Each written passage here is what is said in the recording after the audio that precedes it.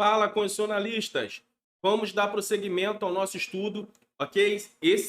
Essa parte aqui foi muito grande dos direitos individuais. Aqui nós estamos batendo sobre os incisos do artigo 5º, então realmente é uma aula grande, é uma aula maciça, mas estamos acabando, estamos caminhando para o final. Sem mais delongas, vamos para o nosso material. Nós estamos falando sobre o direito à segurança.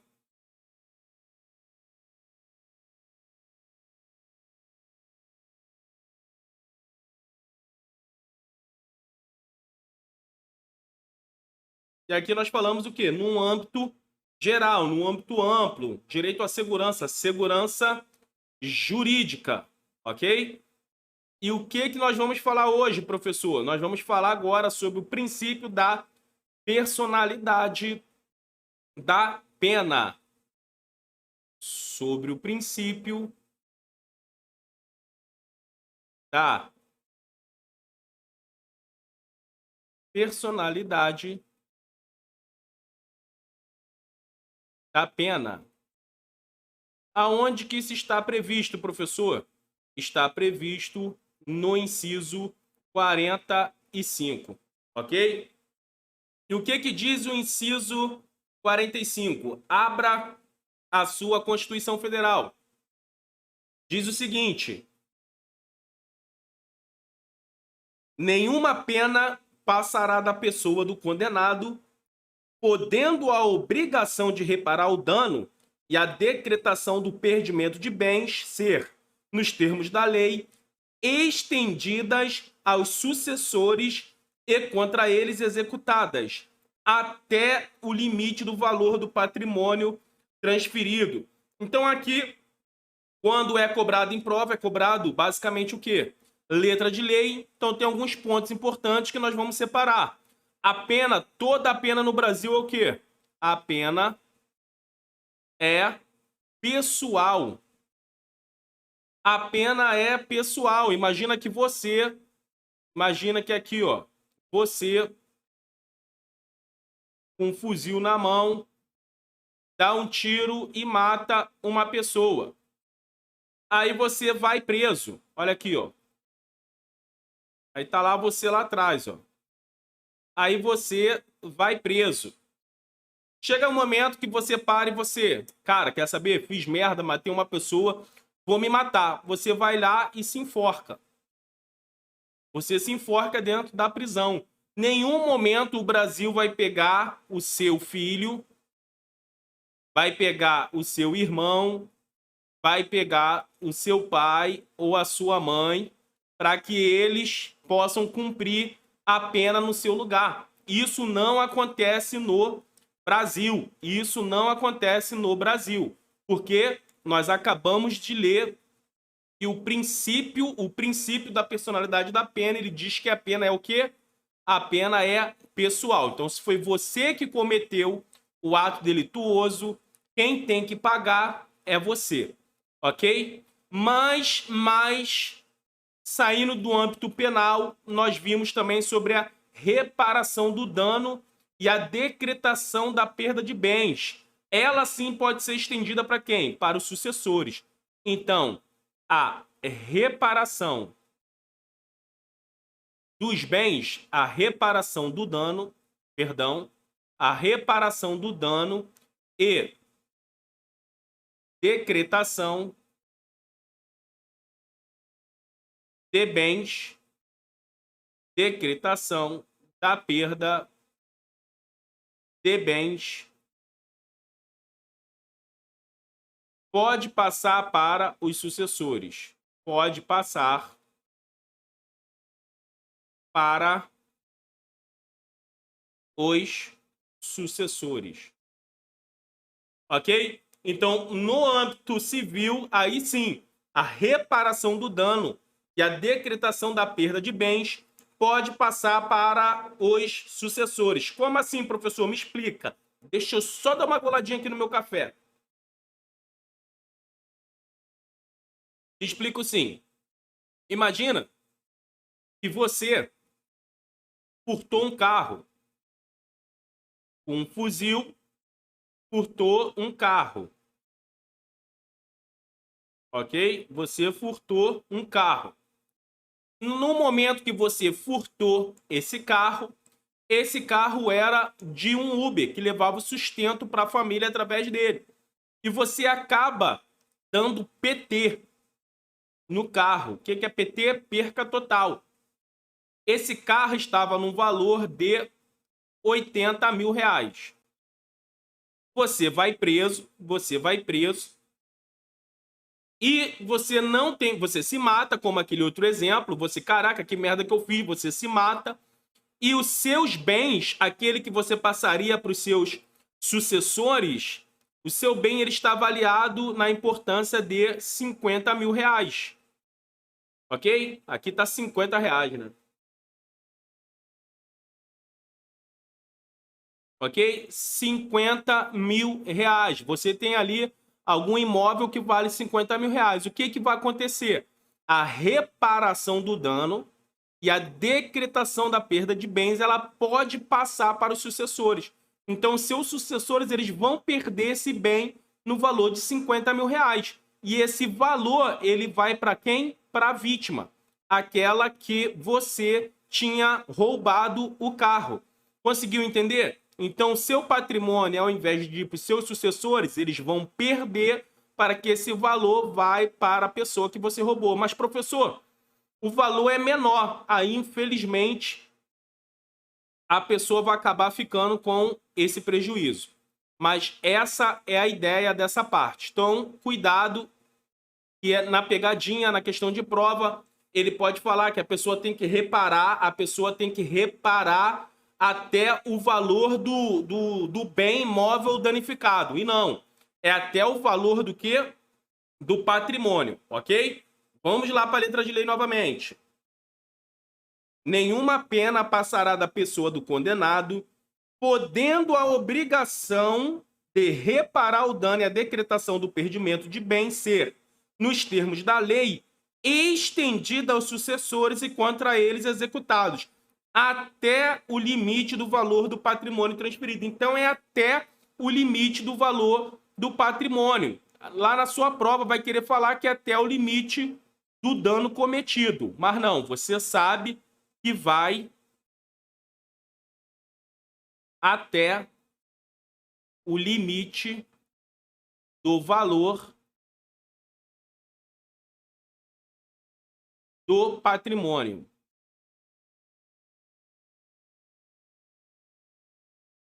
Ok? Esses são os pontos importantes a serem batidos, ok? Esses são os pontos importantes a serem batidos. Mas o que nós podemos aqui focar? Vamos focar sobre as penas permitidas no Brasil. Sobre as penas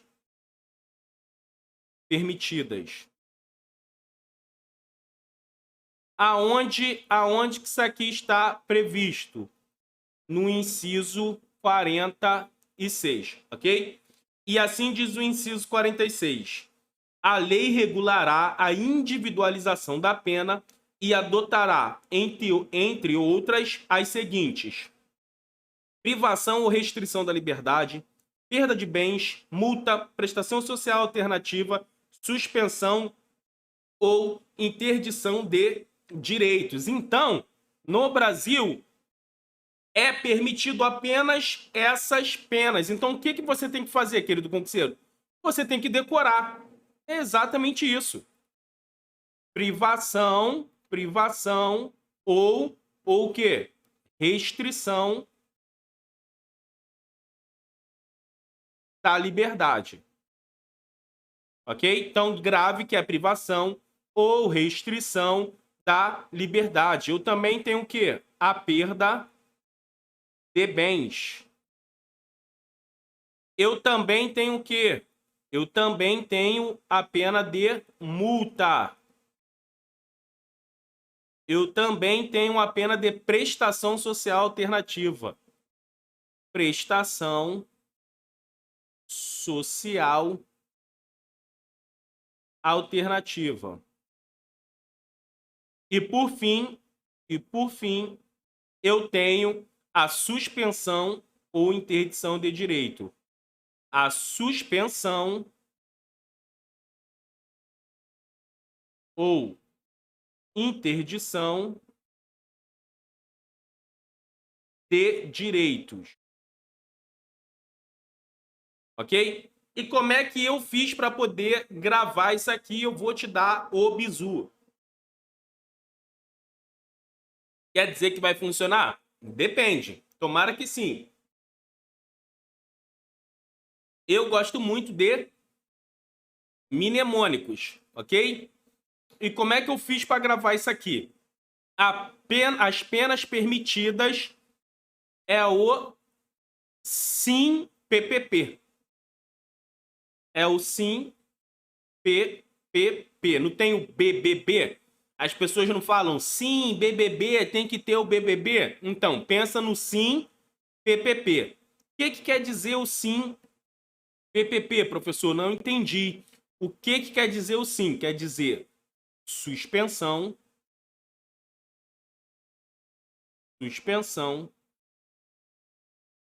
ou interrupção, ok? Suspensão ou interdição, perdão, ou interdição. O M quer dizer o quê? Multa. E o P, o que quer dizer o PPP? Privação, ok? Privação. O que quer dizer outro P? A perda. O que quer dizer outro P? A prestação.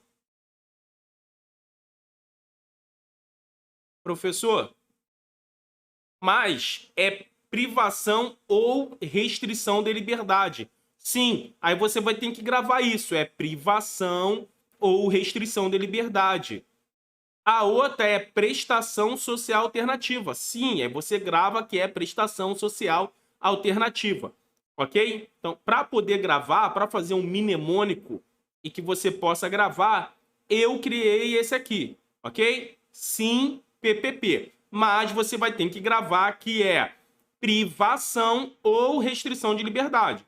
E você vai ter que gravar que é prestação social alternativa, beleza? Porque o sim, o SI aqui, já está suspensão ou interdição. Isso aqui é só para te ajudar na hora da prova. Se ele cobrar letra de lei, falar qual dos itens abaixo é uma pena permitida no Brasil. Então você já sabe que é o sim PPP. Aí ali você, mediante as próprias alternativas, você vai lembrar de todas, ok? Você vai ver ali que é suspensão, interdição, multa, prestação, perda ou privação, ok? Você vai lembrar. Se tiver qualquer coisa diferente disso, você não vai marcar como correta. Você vai saber que aquela é a errada, beleza? Então, vou deixar esse mnemônico aqui e espero que ele possa te ajudar. Vamos para mais uma coisa importante. Se eu tenho as penas permitidas, quer dizer também que eu vou ter as penas proibidas. Ok? Se eu tenho as penas permitidas, eu tenho as penas proibidas. E aonde isso aqui está previsto, professor? Lá no inciso 47, ok? Lá no inciso 47. E quais são essas penas? Vamos lá. Quais são essas penas? É o que exatamente que você tem que gravar. Vai estar escrito assim, ó. Não haverá pena. Não haverá pena. Qual pena que não vai ter? Vamos lá. Qual pena que eu não vou ter? De morte. Eu não vou ter pena de morte. Salvo em caso de guerra declarada, ok? Eu não vou ter pena de morte, salvo em caso de guerra declarada. Então, lá na tua prova, lá na tua questão, se perguntar que no Brasil não há, em nenhuma hipótese, a pena de morte, você sabe que está errado. Porque em caso de guerra declarada, haverá sim pena de morte. Ok? Aonde que está previsto, professor? Lá no artigo 84, no inciso 19. Olha só, dificilmente isso aqui é batido lá na graduação. Então, talvez aqui os meus amigos, meus irmãos bacharéis em Direito, que estão estudando aqui para a OAB, ou então você que está estudando para um concurso de um tribunal, de uma área de segurança pública, um concurso mais top, ou até ali ensino médio, de ensino médio para cima, talvez você vai estar se deparando com essa informação e não sabia. Mas isso já está muito batido no Brasil. Isso já está muito batido nas questões de concurso, ok? Qual mais eu tenho? Eu tenho essa aqui, ó. Eu tenho essa aqui. Vamos lá. Estou ficando sem espaço. Não me organizei direito. Estou ficando sem espaço. Então, de caráter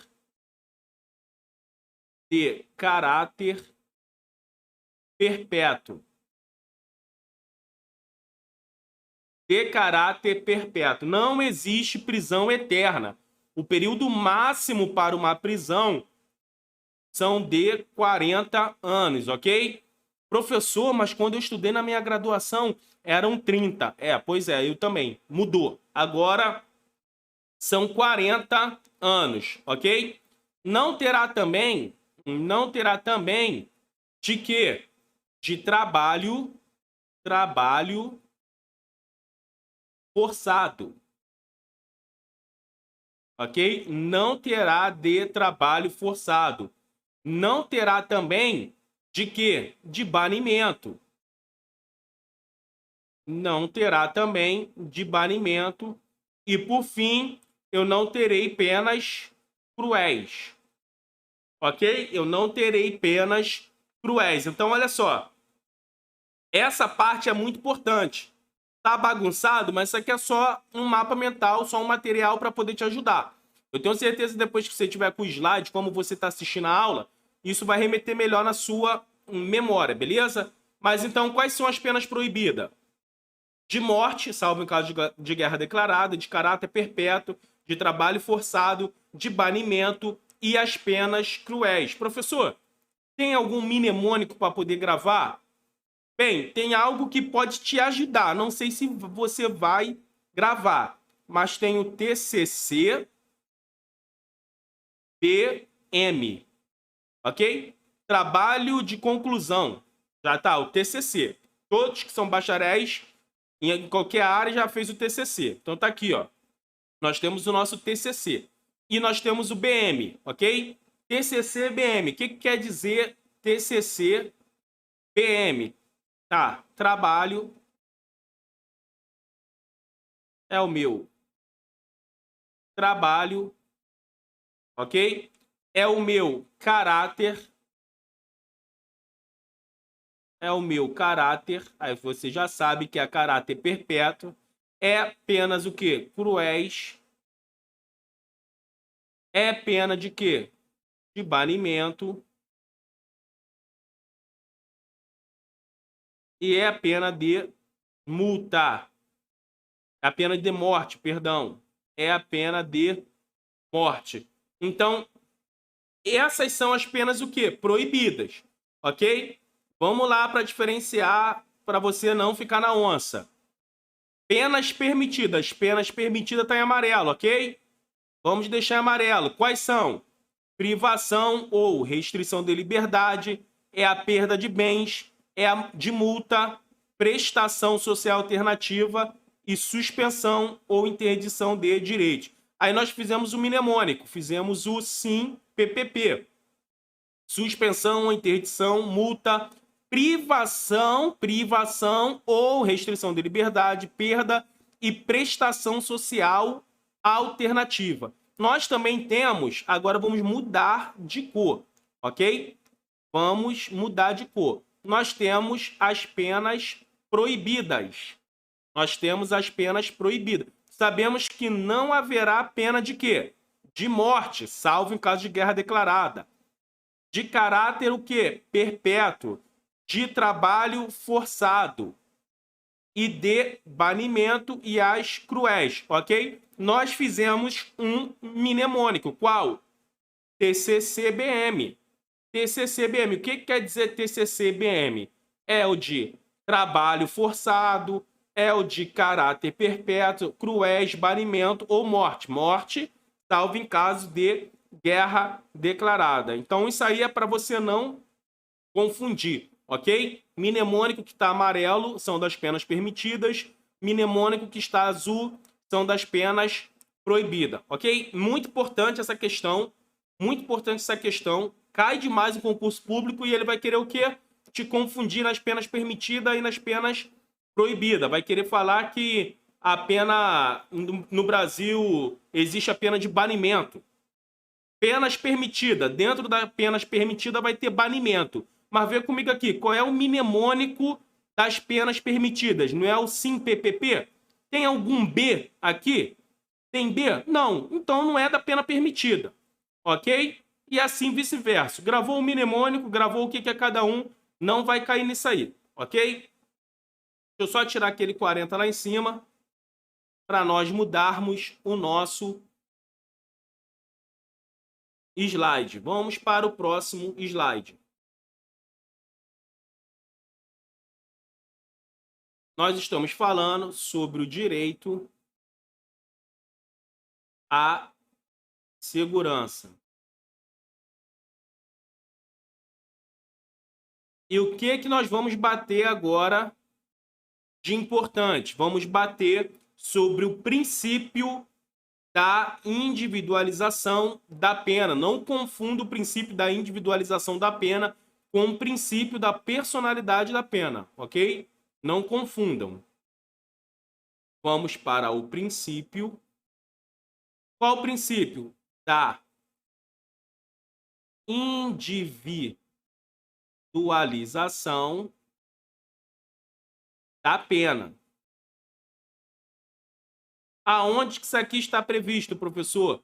Está previsto no inciso 48, ok? E aqui, basicamente, é letra de lei. Basicamente, é letra de lei. Vamos lá. O que está lá no inciso 48? Está assim, ó.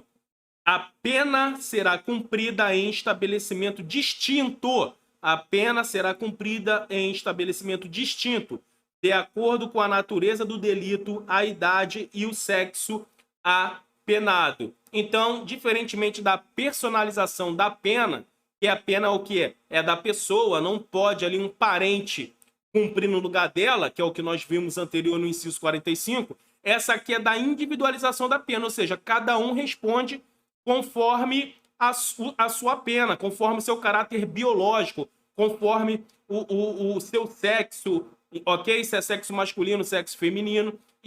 Esse é o princípio da individualização da pena. Então, primeira coisa importante é o quê? Cada um cumpre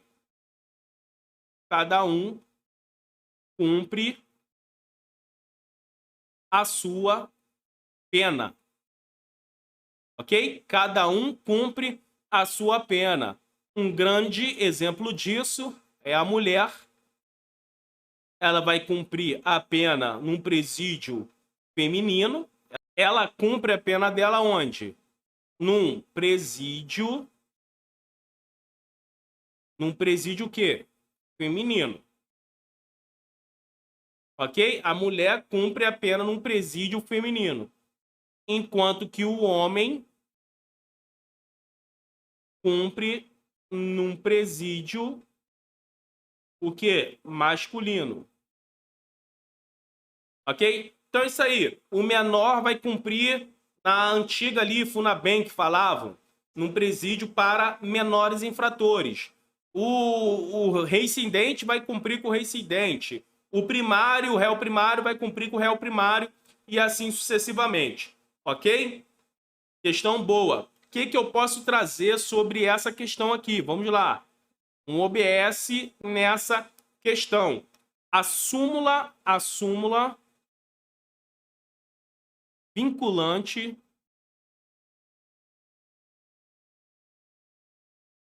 a súmula vinculante 56. A súmula vinculante 56. A súmula vinculante 56. Deem uma lida nessa súmula. Por quê? Ela fala que a falta de estabelecimento penal não autoriza a manutenção do condenado. Então, se ele estava num regime fechado e ele teve a progressão de regime, sendo que aquele presídio não tem como cumprir aquela progressão de regime, ele não pode ficar onde ele estava, ok? E isso aí foi o entendimento do STF, ele não pode permanecer naquele local. Se ele estava no regime fechado e ele progrediu para um semi-aberto, ele tem que ir para um local que ofereça essa possibilidade. Então, essa súmula ela é importante para fecharmos esse ponto. Ok, querido concurseiro?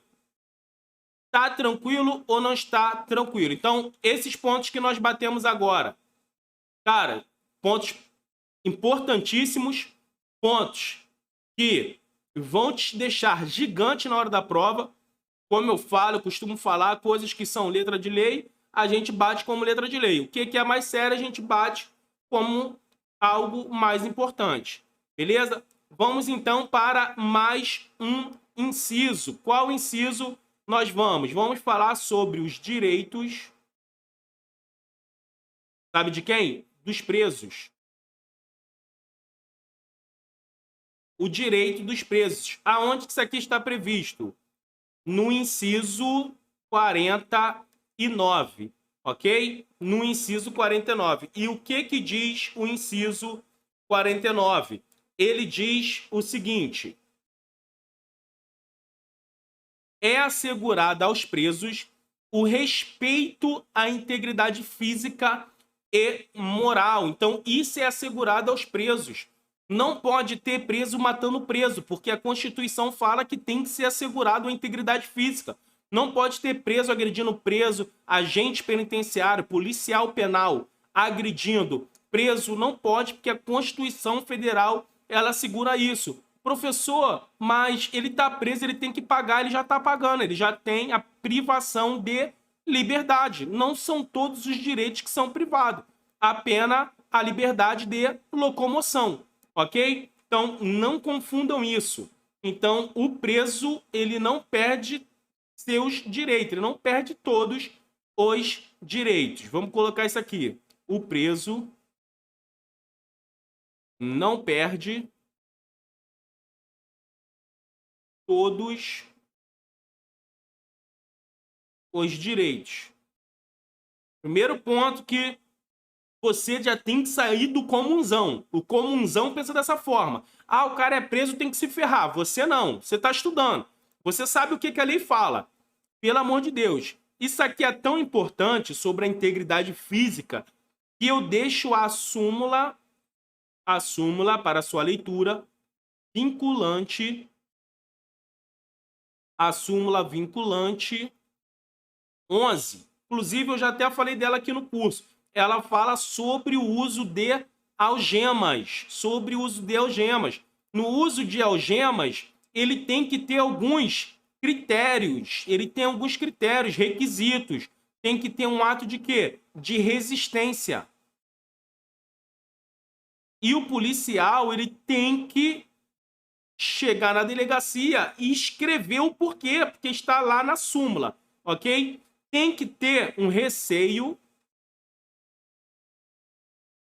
de fuga. Professor, ele tem que escrever como assim? Ele tem que fundamentar o porquê ele algemou aquela pessoa. Ele tem que justificar, olha aqui, ó, ele tem que justificar por escrito. Acabamos de falar isso aqui. Caso ele não faça essas coisas, ele está sob pena de irresponsabilidade. Responsabilidade. Ok? E essa pena de responsabilidade disciplinar, ela vai na área civil, penal, administrativa, ok? Então, é uma súmula muito importante que ela massifique esse entendimento que o preso não perde todos os direitos, ok? E cuidado também sobre a gestante.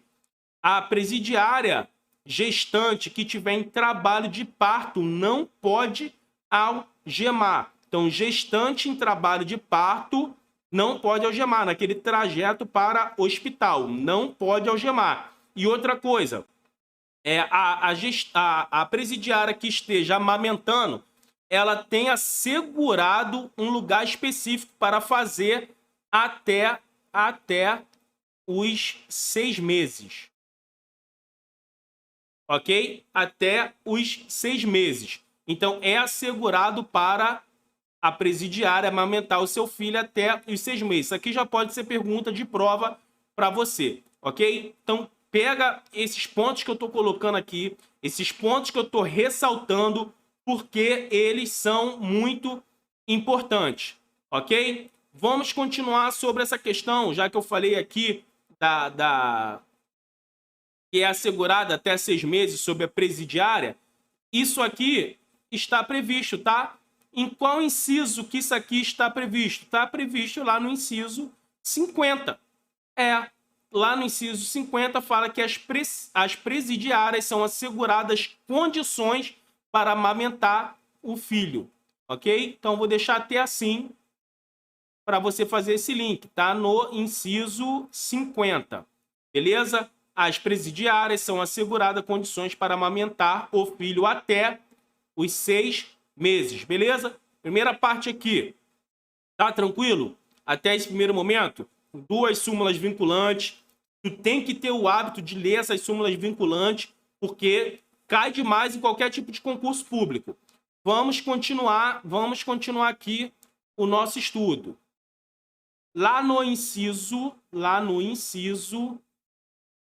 61, diz que, no inciso 61, o que diz o inciso 61? Diz que ninguém será preso,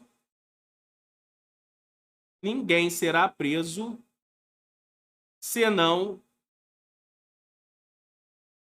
em flagrante delito. Ok? Olha só o que a lei assegura. Segurança jurídica. Ninguém será preso senão em flagrante delito. Ok? Qualquer um do povo pode prender uma pessoa em caso de flagrante delito. Show de bola? Até aqui, tá tranquilo? Vamos dar prosseguimento, então. Vamos dar prosseguimento. Nós estamos falando agora basicamente sobre os direitos dos presos. Lá no artigo 5º, só para ressaltar e você não ver aquilo ali e não saber, no seu inciso 62, ele vai falar que é proibido deixar o preso incomunicável. Então, é proibido deixar o preso incomunicável.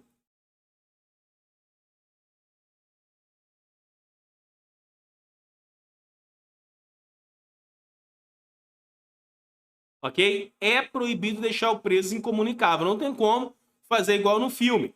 Levar ele para um lugar na salinha, ficar fazendo interrogatório 300 horas e depois deixar ele ligar. Não, porque a própria lei, a própria Constituição Federal proíbe de deixar o preso incomunicável. Ok? Até aqui tá tranquilo? Até aqui tá tranquilo?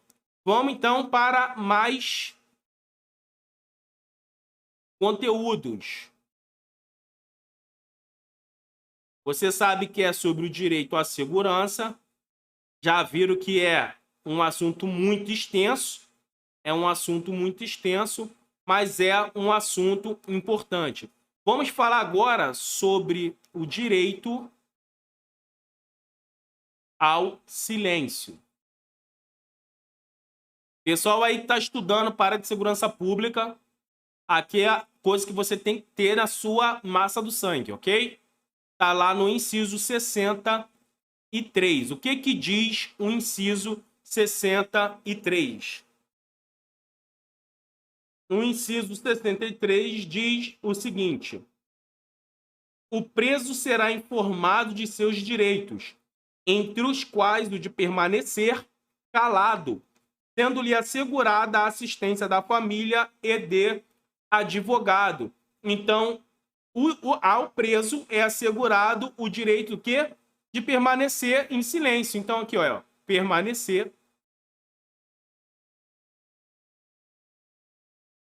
em silêncio. Ao preso, ele pode permanecer em silêncio. Cuidado que na sua prova ele vai falar que a testemunha, a pessoa que foi testemunhar, exerceu o direito de permanecer em silêncio. Não, o direito de permanecer em silêncio é do preso, não da testemunha, ok? Inclusive, o preso, ele tem até o direito, sabe de quê? De mentir. Ele tem o direito de mentir. Ele pode chegar a falar que naquele dia ele estava em Nova York, no dia do ocorrido ele não estava na cidade A, ele estava na cidade B. Ele pode falar o que for, que aquilo ali não age contra ele. Por quê? Porque ele tem o direito de permanecer em silêncio. Ele não precisa fazer prova contra ele mesmo, ok? Mas isso é diferente da testemunha. Então já grava. Isso é diferente da testemunha. E é aqui que a sua banca vai querer te quebrar. Ela vai pegar esses direitos, esses requisitos e falar que é para a testemunha. Não, isso tudo aqui é para o preso, ok? Isso é para o preso. Olha só, o réu, ele não pode ter a condução coercitiva, já que lhe assiste o direito de ficar calado. Conseguiu entender isso aqui? Ó, ao réu não pode ter o quê? O réu não pode ter uma condução coercitiva. Ele não pode ter a condução coercitiva. Não pode ter a condução coercitiva, já que ele tem o direito,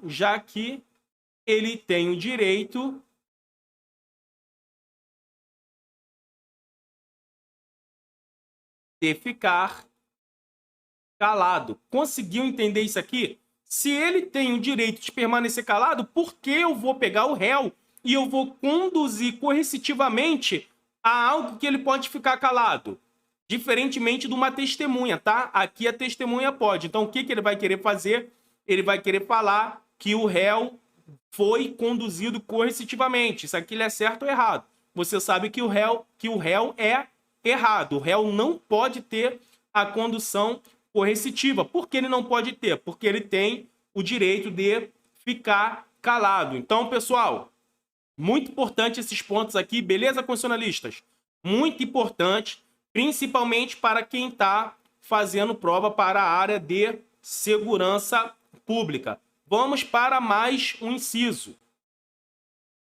Vamos para mais um inciso. Qual? Vamos para o inciso 64. O que diz o inciso 64?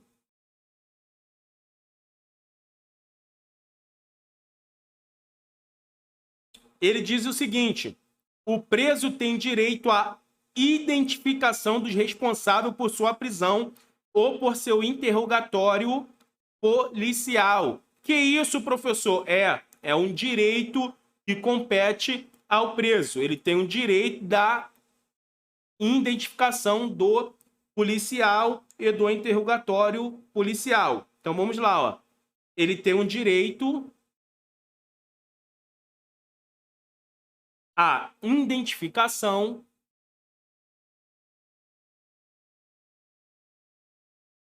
dos responsáveis. Vou botar aqui 2 policiais, ok? 2 policiais. Dois responsáveis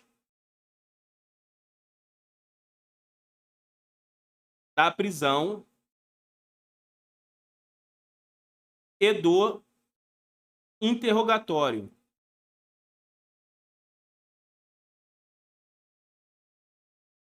policial. Beleza? Então, grave isso aqui.